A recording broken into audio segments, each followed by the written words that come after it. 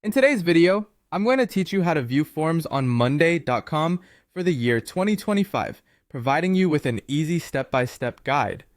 Whether you're just getting started or looking to brush up on your skills, this guide will help you navigate Monday.com's form view feature efficiently. To begin with, let's head over to your Monday.com account.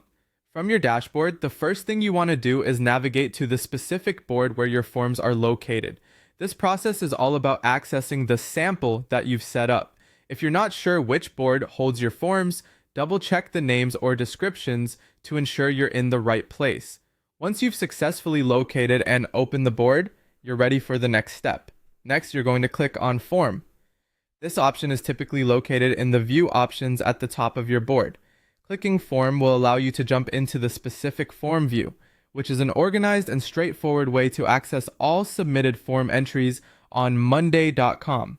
It's important here to recognize how this interface helps streamline your form submissions, making them easy to analyze and oversee in the framework of your larger project. Afterwards, look for the Results option. By clicking here, you'll be able to see a detailed list of all your form submissions. This feature is tremendously valuable for tracking responses and keeping tabs on the data collected through your form. It is basically the hub where all your collected insights live, helping you make informed decisions based on real-time data.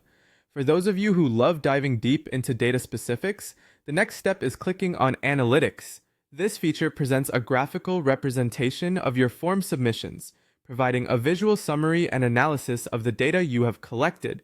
It's particularly helpful if you're interested in identifying trends or patterns from the responses.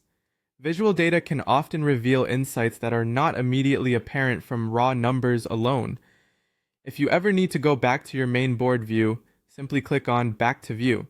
This will take you back to the broader overview of your board, allowing you to shift focus or compare the form data with other views available on Monday.com.